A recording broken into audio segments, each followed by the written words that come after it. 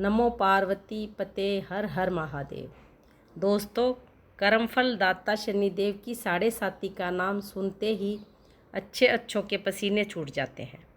आम इंसान तो क्या, देवता भी शनिदेव की वक्र दृष्टि से थर थर काँपते हैं। लेकिन क्या कभी आपने सोचा है कि जो स्वयं महाकाल हैं, जो स्वयं समय के भी स्वामी हैं, क्या उन पर भगवान शिव पर भी शनिदेव की दृष्टि का प्रभाव पड़ सकता है? आज की इस पौराणिक और सस्पेंस से भरी कथा में हम जानेंगे वह रहस्यमयी प्रसंग जब स्वयं महादेव को शनिदेव की साढ़े साती के प्रभाव के कारण कैलाश छोड़कर छिपना पड़ा था। आखिर क्यों महाकाल को एक वृक्ष के तने में बंदी बनना पड़ा और क्या शनिदेव ने स्वयं महादेव को दंड दिया? इस रोमांचक रहस्य से पर्दा उठाने के लिए वीडियो को अंत तक जरूर देखें। कैलाश पर्वत, जो सदैव दिव्य शांति, डमरू की ध्वनि और मंत्रों के जाप से गुंजायमान रहता था, आज वहाँ एक अजीब सा सन्नाटा पसरा हुआ था। मानसरोवर का जल बिना हवा के ही उथल पुथल होने लगा। नंदी महाराज बेचैन होकर अपने खुरों से जमीन खोदने लगे और आकाश में गरुड़ ने अपनी उड़ान रोक दी। माता पार्वती ने ध्यान में बैठे महादेव की ओर देखा। त्रिनेत्रधारी शिव की भ्रकुटी पर चिंता की एक हल्की सी रेखा उभरी और गायब हो गई। माता पार्वती ने चिंतित होकर पूछा, स्वामी, आज प्रकृति इतनी अशांत क्यों है? त्रिलोक में ऐसा क्या होने वाला है जो कैलाश की फिजा भी कांप रही है? महादेव ने मंद मुस्कान के साथ अपने नेत्र खोले और उत्तर दिया, देवी, समय का एक महान चक्र पूर्ण होने जा रहा है। आज न्याय का दंड हाथ में लिए एक ऐसा अतिथि आ रहा है जिसके सामने देवता भी अपना मस्तक झुकाते हैं। अभी महादेव की बात पूरी भी नहीं हुई थी कि अचानक दसों दिशाओं में काली घटाएं छा गई। बिजली की कड़क के साथ कैलाश की बर्फीली चोटियों पर एक भारी पदचाप गूंजी। काले वस्त्र धारण किए, हाथों में विशाल लोहदंड और आँखों में निष्पक्ष न्याय की धधकती अग्नि सूर्य पुत्र शनिदेव प्रकट हुए। शनिदेव ने आगे बढ़कर महादेव के चरणों में अपना मस्तक नवाया। उनकी आवाज़ में एक भारी और गंभीर गूंज थी, प्रणाम हे त्रिलोकीनाथ। महादेव ने हाथ उठाकर उन्हें आशीर्वाद दिया, कल्याण हो शनिदेव।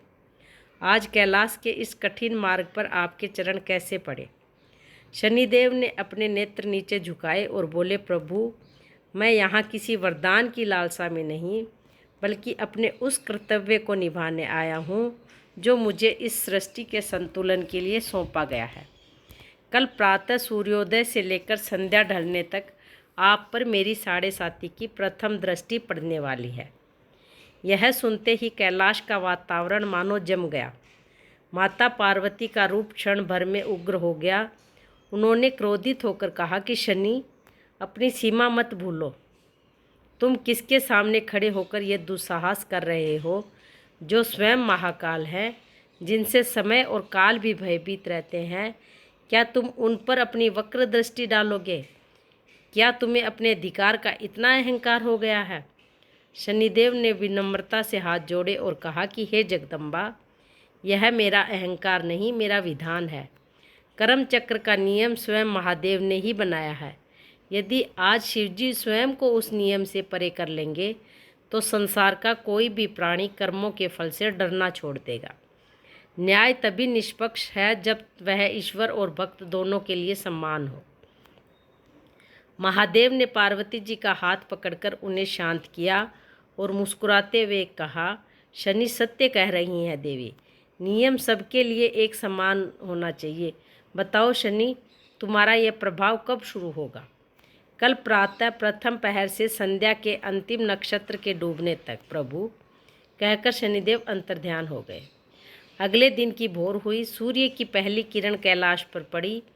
माता पार्वती की नींद खुली तो उन्होंने देखा कि महादेव के ध्यान का स्थान खाली था। उनका त्रिशूल, डमरू और मृगछाला वहीं रखे थे, लेकिन स्वयं महादेव गायब थे। माता पार्वती ने नंदी, भृंगी और गणों को पूरे कैलाश में ढूंढने भेजा, पर महादेव का कोई सुराग नहीं मिला। ठीक समय पर शनिदेव कैलाश पहुँचे। उन्होंने माता पार्वती को प्रणाम किया और पूछा, माते, महादेव कहाँ हैं? मेरी साढ़े साती का समय प्रारंभ हो चुका है। पार्वती जी ने उत्तर दिया कि वे यहाँ नहीं हैं शनि, शायद वे तुम्हारी दृष्टि से परे किसी लोक में चले गए हैं। शनिदेव की आंखें लाल हो गई। उन्होंने कहा कि त्रिलोक में ऐसी कोई जगह नहीं जहाँ शनि की दृष्टि ना पहुँच सके। शनिदेव ने ध्यान लगाया और अपनी अलौकिक दिव्य दृष्टि से संपूर्ण ब्रह्मांड को छानना शुरू किया। वैकुंठ लोक। उन्होंने श्री हरि विष्णु को क्षीर सागर में शेषनाग पर विश्राम करते देखा। वहाँ शिवजी नहीं थे। ब्रह्मलोक। ब्रह्मा जी के चारों वेदों का पाठ कर रहे थे, लेकिन महादेव वहाँ अनुपस्थित थे। पाताल और नागलोक। शनि की दृष्टि गहराई तक गई, पर वहाँ भी केवल सन्नाटा था। सूर्यलोक और चंद्रलोक। महादेव का कोई नामो निशान नहीं था। शनिदेव हैरान और परेशान हो गए।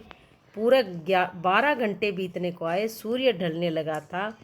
आकाश में लालिमा छाने लगी थी। शनिदेव सोचने लगे, क्या महादेव मुझसे भयभीत होकर सृष्टि के किसी ऐसे गुप्त कोने में छिप गए जो मेरी दृष्टि से भी परे है?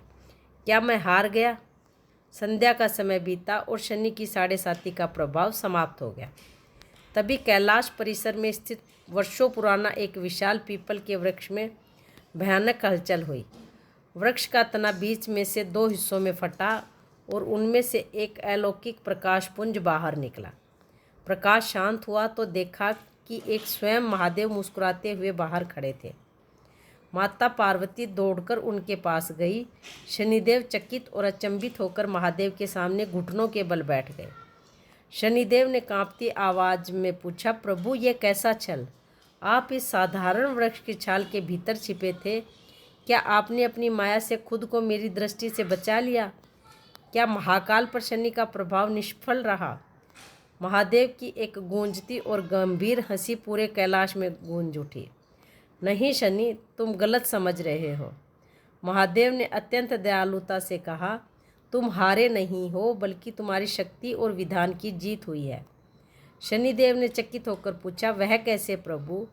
महादेव ने शनिदेव के कंधे पर हाथ रखा और बोले कि हे शनि, जरा सोचो, मैं जो संपूर्ण ब्रह्मांड का स्वामी हूँ, जिसके एक इशारे पर प्रलय आ सकती है, जिसे कोई बंदी नहीं बना सकता, मुझे तुम्हारी 7.5 के प्रभाव और भय के कारण पूरे 12 घंटे एक साधारण पेड़ के तने के भीतर एक कीड़े की तरह छिपकर बिताने पड़े। क्या त्रिपुरारी का अपने दिव्य सिंहासन को छोड़कर अपने भक्तों से दूर होकर एक लकड़ी की छाल में 12 घंटे तक बंदी की भांति रहना कोई छोटी बात है? यही तो तुम्हारे 7.5 का प्रभाव था। तुमने मुझे शारीरिक दंड नहीं दिया, लेकिन मुझे मेरे स्थान से विस्थापित कर दिया।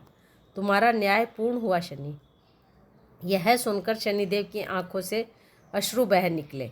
उन्हें समझ आ गया कि महादेव ने स्वयं को कष्ट में डालकर भी शनि के न्याय और पद की प्रतिष्ठा को बचा लिया था। शनिदेव ने महादेव के चरणों में अपना मस्तक रख दिया और बोले, प्रभु, आज आपने सिद्ध कर दिया कि नियम सबके लिए बराबर है। आपने संसार को सिखाया कि कोई कितना भी बड़ा क्यों ना हो, उसे समय और कर्म का आदर ही करना पड़ता है। पार्वती जी ने भी मुस्कुराकर शनिदेव को आशीर्वाद दिया और पूरे कैलाश में महादेव के जयकारे गूंज उठे। तो दोस्तों, इस कथा से हमें यह सीख मिलती है कि कर्म और न्याय सर्वोपरि हैं। जब स्वयं भगवान शिव ने कर्म चक्र और समय का सम्मान किया और शनिदेव के न्याय को स्वीकार किया, तो हम तो मात्र इंसान हैं। हमें सदैव धर्म, सत्य और सत्कर्म के मार्ग पर चलना चाहिए। आपको महादेव और शनिदेव की यह अनोखी कथा कैसी लगी, हमें कमेंट करके ज़रूर बताइए। अगर आपको यह वीडियो पसंद आया हो तो इसे लाइक करें और अपने दोस्तों व परिवारों के साथ शेयर करें।